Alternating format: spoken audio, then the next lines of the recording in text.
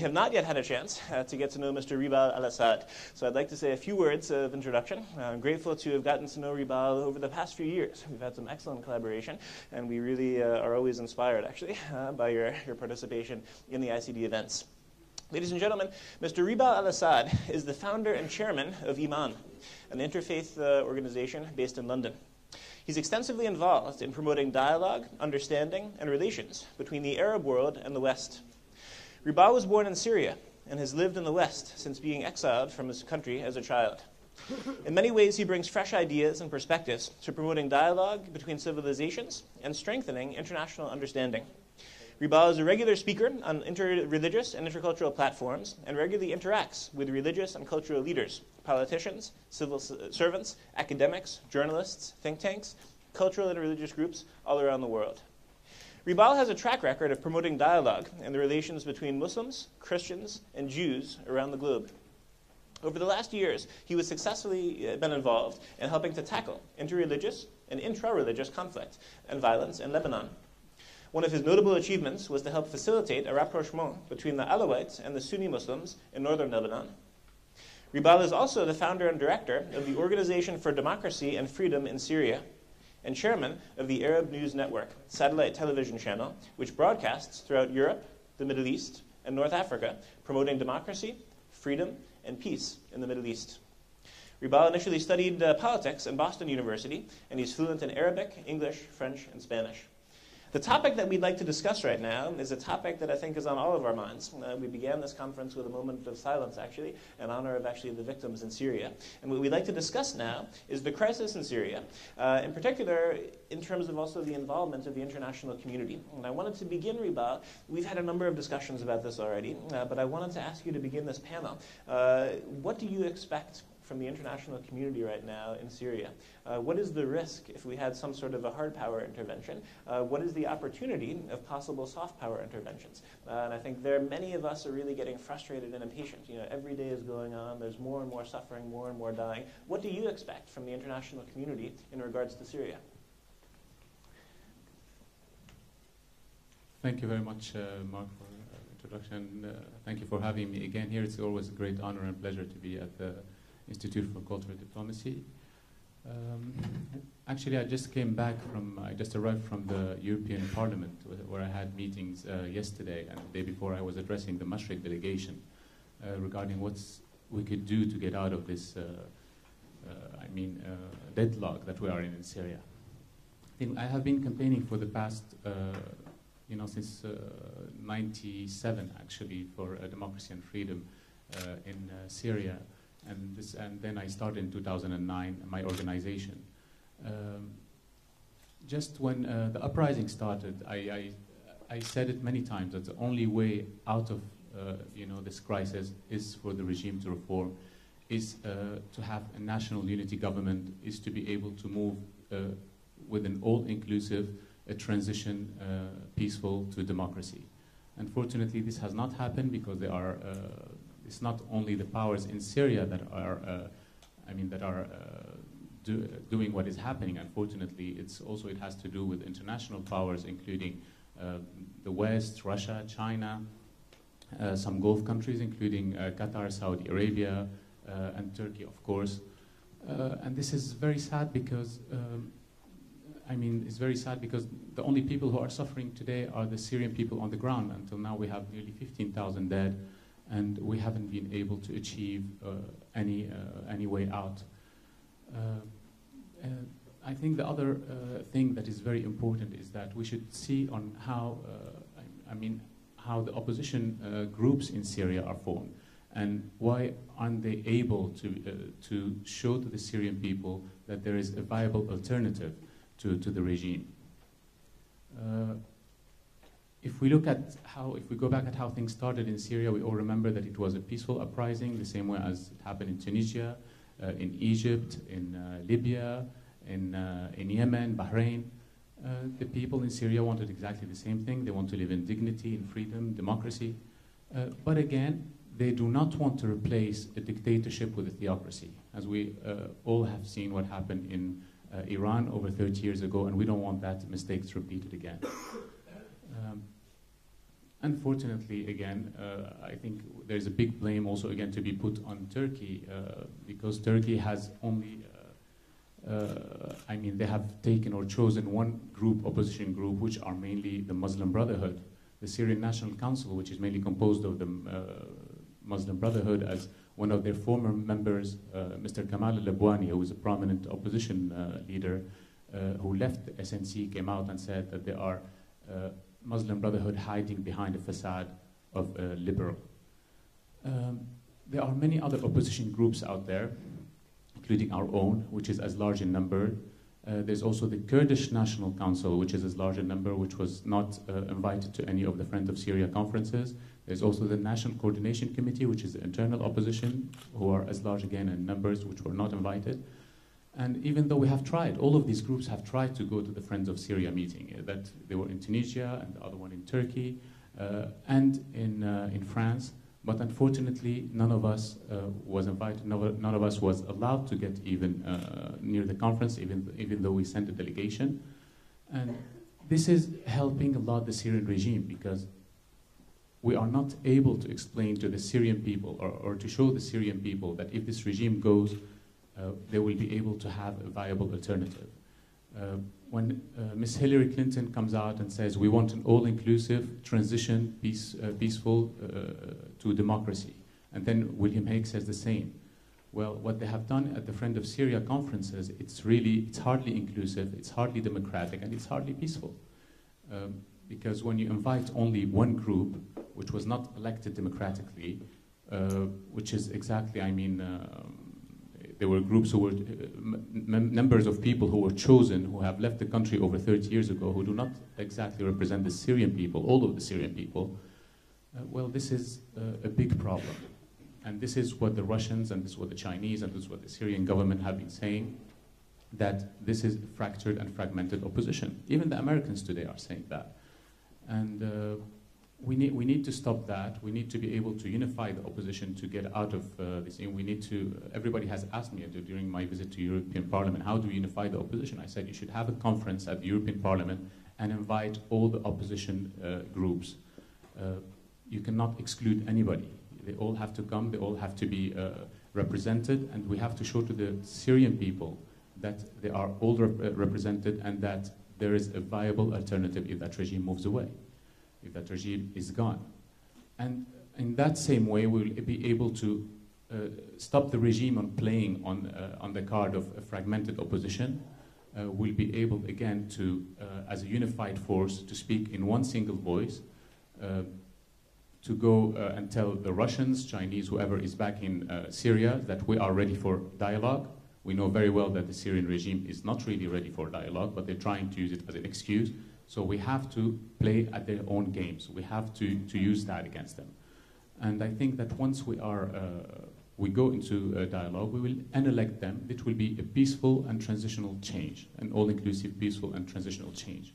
Because we cannot forget that there are many minorities in Syria. 45% to 50% make up the minorities of Syria.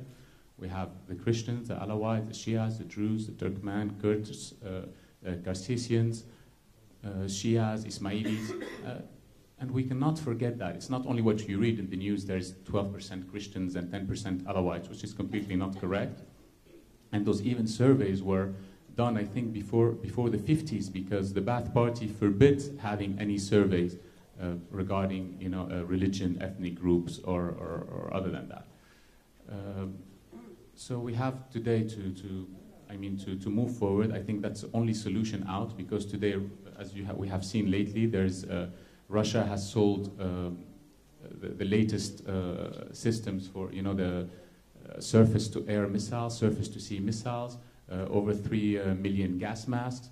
And there is great tensions even between China and the West, between China and the United States and NATO. And this is leading to nowhere. People are not understanding that this is not only a Syrian problem, but this is a regional and international problem. Saudi Arabia, again, is playing a very bad role. Qatar is playing a very bad role. If we heard 2 months ago, there was the Grand Mufti of Saudi Arabia, who's the highest authority, Islamic authority, Muslim authority in Saudi Arabia, came out and said it's the Muslim duty to burn all churches in the Middle East. And there was not one foreign leader that came out and condemned that, this kind of, speech that comes out of Saudi Arabia. Again, they continue through their television channels, Wisal and Safa, who were set up to do actually, the purpose of these two channels was to incite on sectarian and religious hatred. And they are calling daily on jihad against the Alawites, against the Shias. And this is, again, doing nothing but helping the Syrian regime, unfortunately. You have their Chief Justice of their Supreme Council, the former Chief Justice of the Supreme Council, who came out and said, I'm calling on jihad against the Alawites, even if 1/3 of the Syrian population dies in the process. Again, this is hardly, hardly helpful, and now we have all the minorities who were all of them against the regime at the beginning of the uprising. Now, unfortunately, they are backing the regime, and not because they are with the regime, not because they don't want democracy, it's just because they are very worried about what might be the alternative. Thank you. Thank you very much, Ribal, for those introductory remarks. I'd like to maybe give Mr. Clark a chance to offer some perspectives as well. As I understand it, I think it was in 2008, you actually had a chance to meet with the Assad regime in Syria. Perhaps you could also share some of your perspectives as well. I'm afraid I don't have a lot to offer really about the current situation. I did go on an all-party group from Parliament to Syria in 2008. We had a number of meetings. We met President Assad, we met the Prime Minister, Foreign Minister, also President Assad's wife, Mufti of Damascus, a range of different people. I made a misjudgment following that.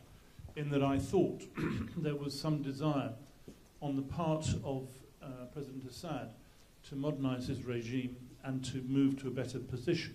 There was a lot of tensions within the regime between old guard and new guard and so on, and I thought, I'm surprised that President Assad has allowed what has happened to happen.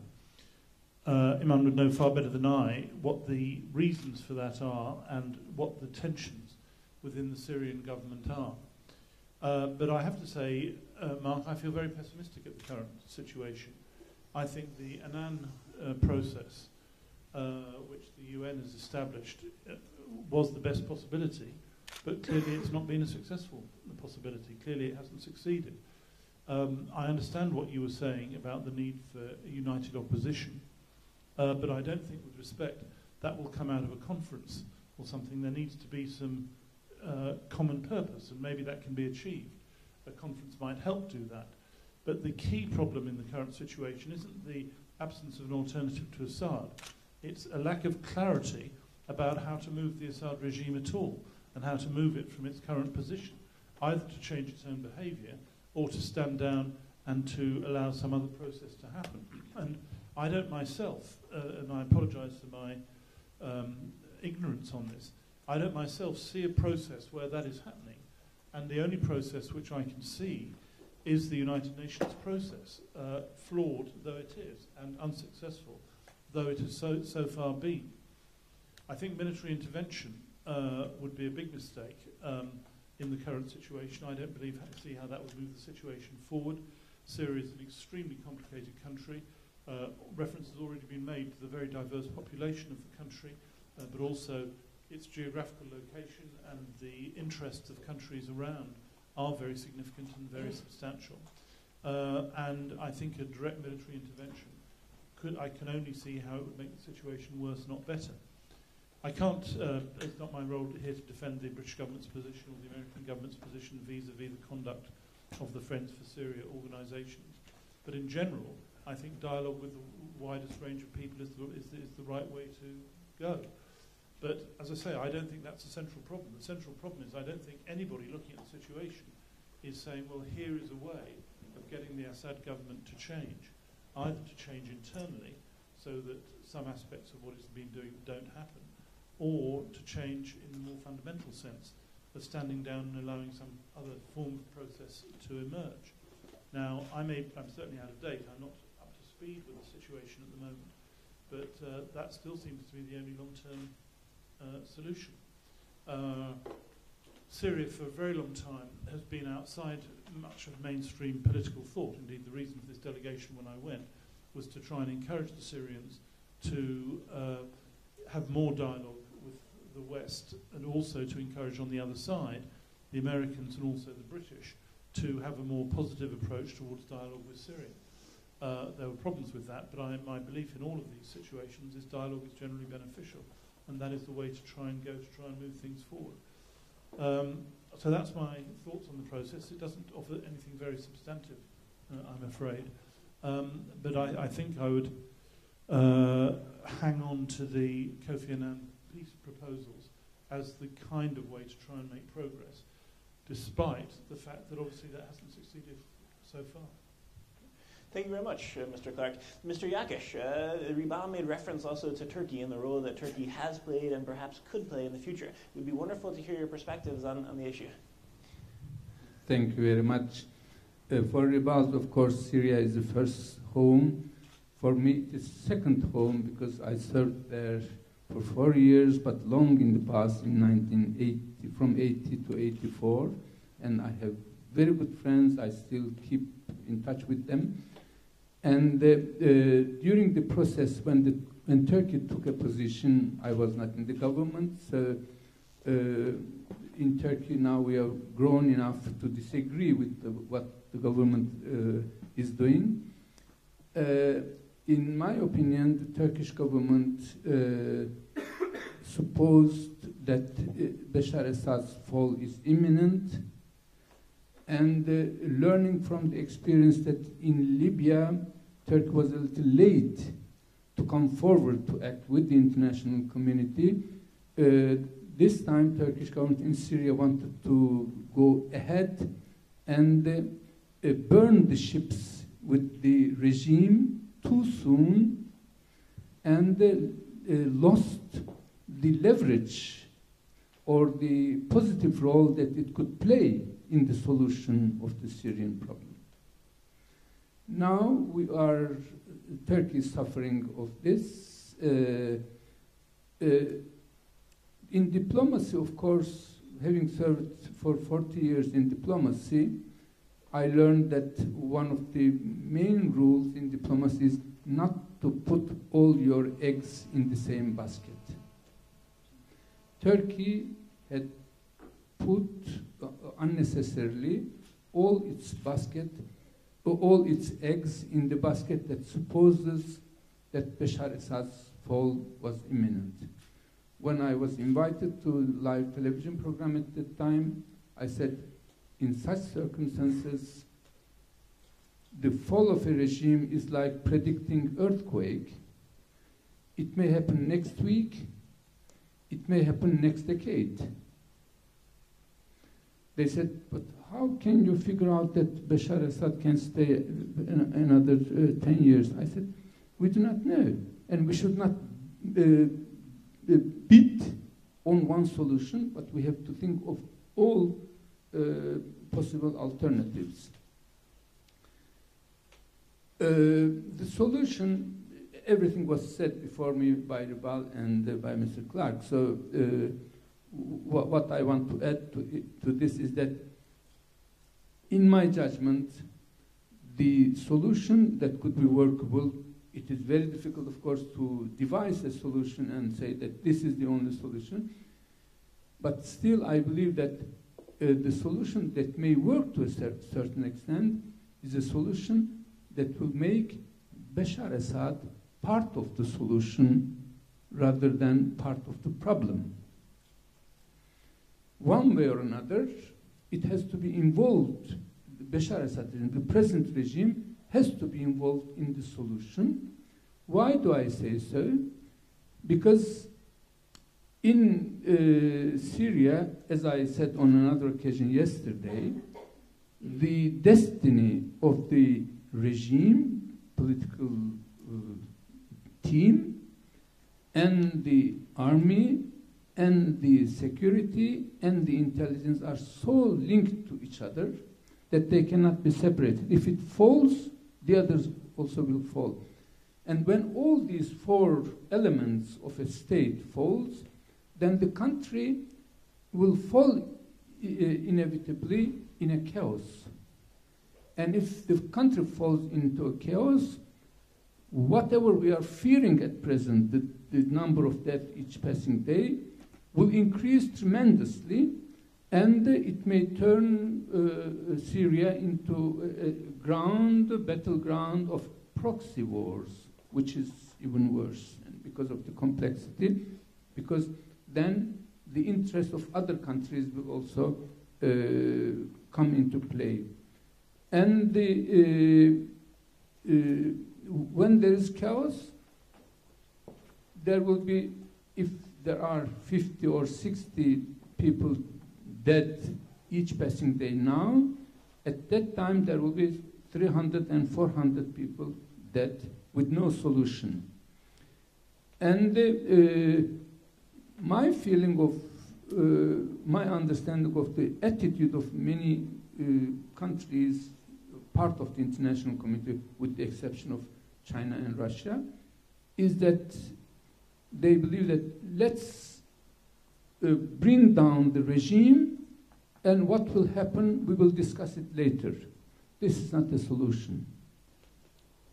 Because we risk to push the country into a chaos with all incalculable consequences. Military intervention is not a solution. And for the military intervention, international legitimacy is necessary if we are not going to diverge or to ignore the established rules in the international relations. International legitimacy is necessary, and international legitimacy means UN Security Council decision. And as long as Russia and China are there, I don't think that the Security Council will take a decision to allow military intervention. And of course, if Syria turns to become a battleground of the proxy war, then it is the worst scenario that I can think of. Thank you. Ribal, would you like to respond? Actually, I agree fully with Mr. Yakis, and I would like to add just when the international community backed the Annan Plan a week before the Friend of Syria conference in Turkey. Just a week later, after everyone said we are with the Annan Plan, we backed the Annan Plan, a week later, they, at the Friend of Syria meeting, they agreed to have a fund to fund the Free Syrian Army, which goes completely against the Annan Plan.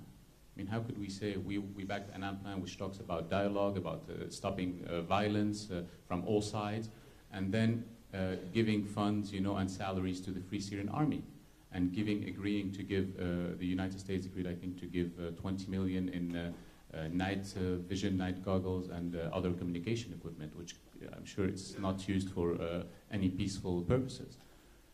This has encouraged a lot foreign fighters, again, to come into Syria.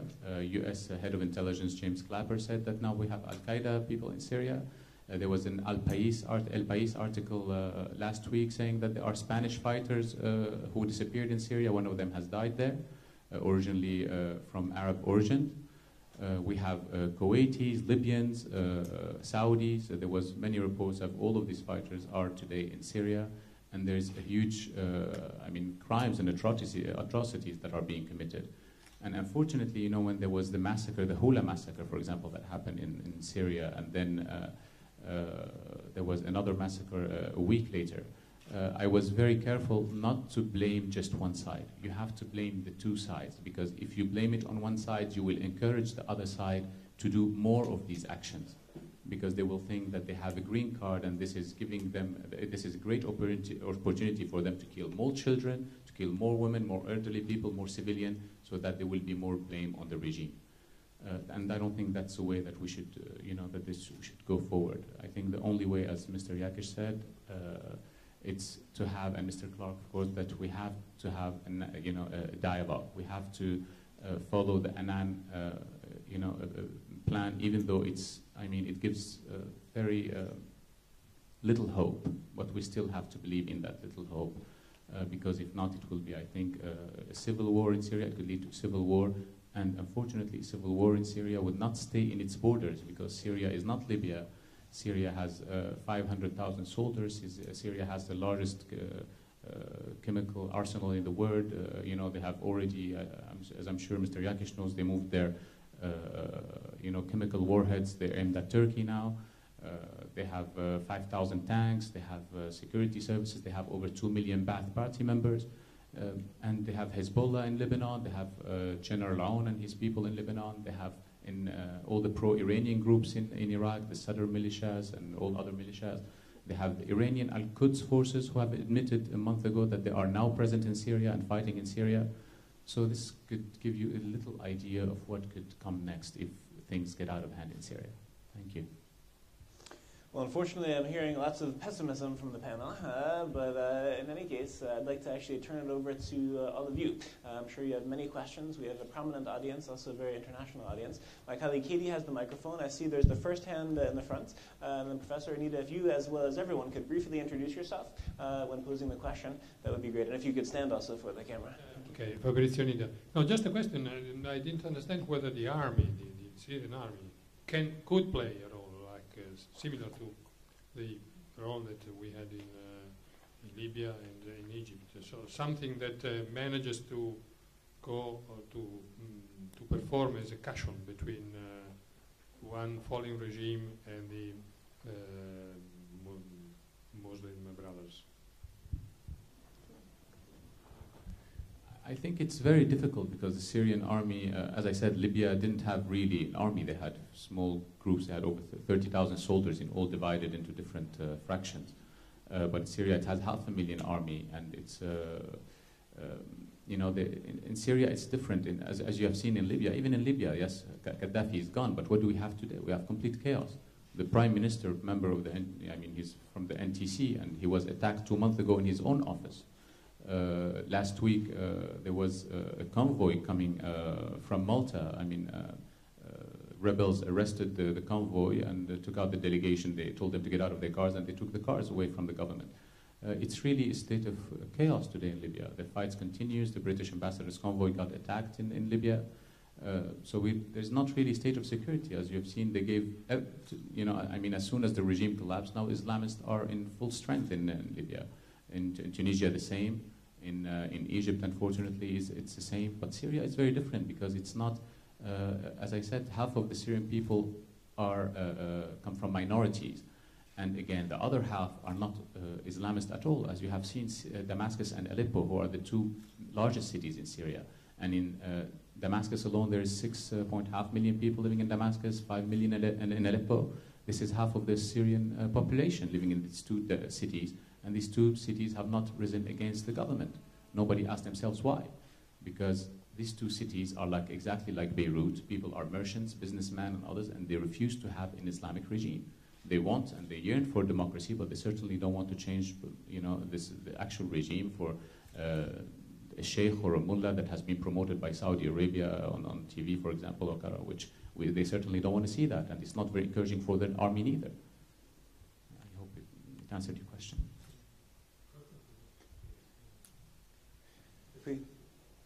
Solomon, please.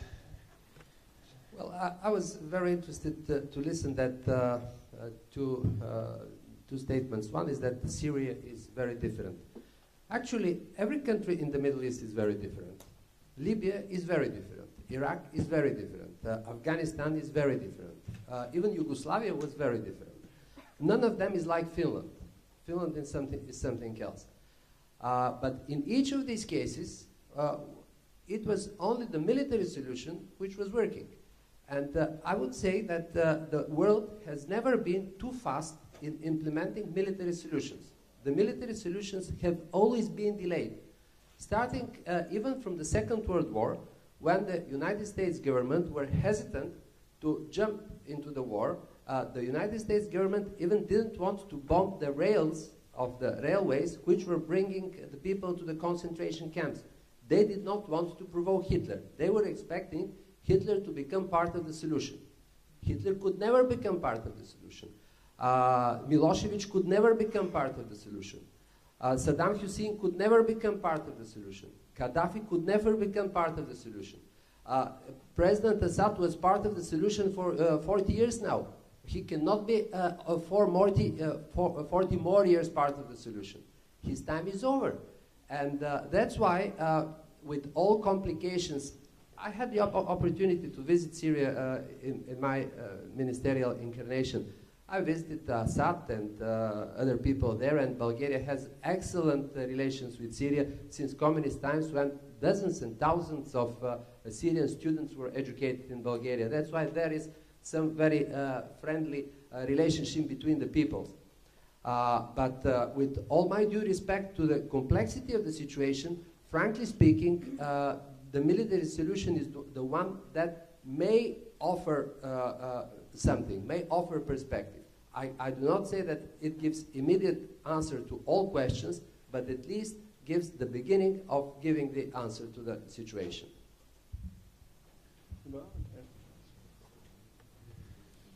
Actually, of course, with his wide experience and the very deep knowledge of the region of Solomon, in his capacity as the former Foreign Minister of Bulgaria, the solution, if we say that it worked in Libya and it worked in Libya, it did not work. The consequences of the military intervention in Libya may raise the following question: did we do the right thing in Libya by getting rid of Gaddafi? History will say whether it was the right thing. Yes, Gaddafi is gone, but the country, the situation in which the Libyan people find themselves at present, are they happier than in Gaddafi time? This is the question we have to ask. And in the long run, we have to see what type of regime will settle down instead of Libya, Gaddafi time Libya. If the fundamentalists, Al-Qaeda connection, etc., prevail in Libya, then Libya will become a country which is less likable than the Gaddafi time. And in Syria, these risks are still there. Because when you provide weapons to the opposition, the ones who have more financial means will, the weapons will end up in their hand ultimately.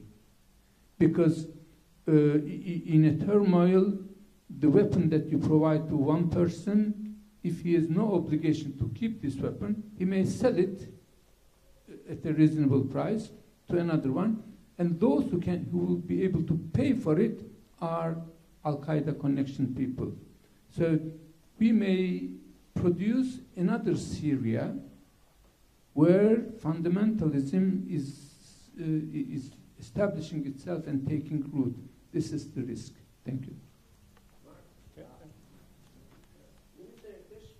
A very important question, very important and very interesting philosophical question.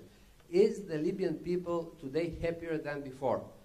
Let me raise the same question about Bulgaria. Is the Bulgarian people today happier than 25 years ago when we were living during the communism? Ask the Bulgarian people and the answer will be no. Today we're not happier because we have a number of other problems to solve. We had the comfort of not making decisions during the communism, which was guaranteeing more or less some type of living. But is this a criterion for us to return the previous dictatorship? No, it is not. Because when you raise this question, are you happier today? The people always compare what they have with what they want, and not what they have with what they had before. So the Libyan people will not be happier, I'm sure. Maybe the people in Afghanistan are not happier, but today we have a much better Afghanistan than we had 15 years ago. If I could say just a word in response to Mr. Sassi, great pleasure meeting you, sir. Unfortunately, in Libya, yes, I cannot even compare Libya to Bulgaria, because Libya, as you have seen today, the weapons after the fall of Gaddafi, the surface-to-air missiles found their way to Somalia. A lot of weapons are now in the hands of Mali Islamists in Mali who are fighting there. in all of Africa, actually, even in Egypt. I have a friend of mine who used to be a deputy in Egypt who was hunting, and someone came to him asking him if he wanted to buy an RPG. So, you know, that's pretty dangerous when it affects other countries. It's not something that stays in the borders of Libya, you know. Okay. Exactly. So in Syria is exactly the same thing. And when you compare it to Iraq, for example, of course we want to get rid of the regime, but was the solution of the way that it was done in Iraq a good solution? You know, we got rid of Saddam, 1 million people died, over, I think, 4 million are refugees, which 1.5 million of them are in Syria today, which actually are a part of the main crisis that happened in Syria, economic crisis and other crises that happen in Syria. I mean, I'm sure there was other ways to get rid of Saddam Hussein. There was other ways, for example, by not telling the armies or the Ba'ath Party that they are dismantled and they have to go home, which are ended today because Saddam Hussein died. And we can see 10 years later, people are still fighting in Iraq. People are still bombing in Iraq. People are still getting killed and kidnapped in Iraq. And it's still a danger. And now that the American troops have withdrawn from Iraq, who controls Iraq? It's the Iranians, the pro-Mullah regime. Is that the solution that we want in these countries? It's even become more dangerous. Today in Afghanistan, the Americans are going to withdraw from Afghanistan, and guess what? After all these years, now Taliban has opened an office in Qatar. You know, I mean, why did we have to go through all these wars and spend? Apparently, the U.S. spends $2 billion a week in Afghanistan. I'm sure $2 billion a week they could have given just 1 week to the Taliban, and they would have from the start saying, "Take Bin Laden and take those guys and get out of here." You know. This is why I always say there are different, we want to get rid of these regimes, but there are different ways of getting rid of them. If instead of backing the Islamist opposition, which are backed only by Saudi Arabia, Qatar, and these Islamist countries who see a threat of a genuine democracy coming to the Middle East, because they know very well that if there's genuine democracy in Syria, Egypt, and all these countries, then people in Saudi, Qatar, and they will be asking for the same. It's just natural. And they think that by backing the Islamists, it's a way for them, it's easier for them to control the Islamist group, because as you know, the Islamists or the Muslim Brotherhood, or they have many names, Al-Qaeda, whatever, they all are led by a man called Amir al-Jama'a, which means the prince of the people. And this man is exactly like a dictator. He just will come under the pretext of democracy. And this will be a complete disaster again. And we should not fall into that trap. Look at Iran today. Iran, they say we have elections, we have free elections, but do you honestly, whoever comes, Najad, Ahmadinejad, or Khatami, or whoever, at the end of the day, the decision will come to the supreme leader, who is the religious leader. You know, he's from Wilayat al-Faqih, he's the leader, and he will decide who will come and who will go. And we certainly do not want that in Syria. I think the international community, if they want to help someone, and they could do a lot, is help the democratic parties, like they could have helped the democratic parties in Iraq, the genuine democratic parties in Egypt, and this way we wouldn't have today the choice, the Egyptian people who have the choice between a former Mubarak man or the Muslim Brotherhood. Could you imagine? I mean, after all these years, people went out in the streets, risking their lives, got rid of Mubarak, a few months of chaos, a year of chaos, and then they're like, oh my God, you know, half of the population, maybe Mubarak was not that bad, you know, and they went to Mubarak's former man. And the other half, again, as I said, the Islamists, unfortunately. Thank you. Thank you. I think you've inspired a few questions. Maybe Jan Pronk first, or the microphone. Thank you. Jan Pronk, Foreign Minister in the Netherlands. We may have different views about Afghanistan and Iraq and Libya, etc. But maybe it's more important to focus on Syria itself. And I agree with the three speakers. Caution is necessary in order to avoid, the word has been mentioned, chaos, escalation of violence, proxy wars, whatsoever.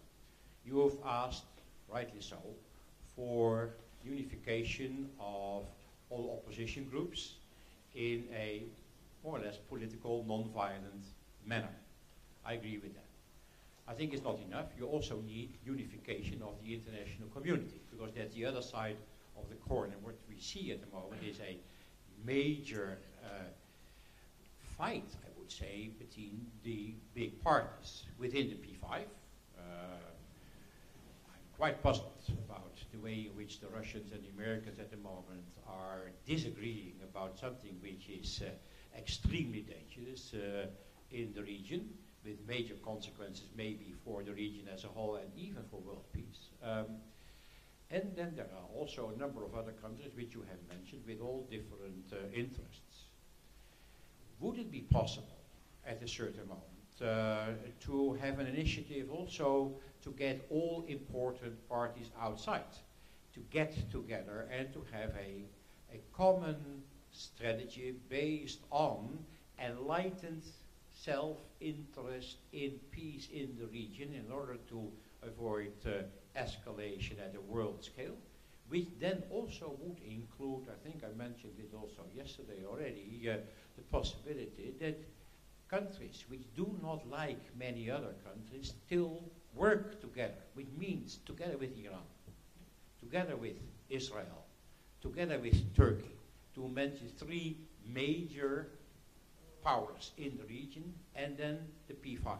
Because I do not think that it will be possible to have a common international position if one or two of those powers still stays outside the solution. You need unification in a political way within Syria, which also makes it possible then to have strong talks with the regime and all the powers around the regime, but it only will be possible if the regime and the opposition parties understand that there is a common view for a long time to be between Russia, the US, Europe perhaps, but that is perhaps less important, and Turkey, Israel, and Iran. But it would imply that countries would, like I said yesterday, jump across their own shadow and put some of their other differences aside in the interest of world peace.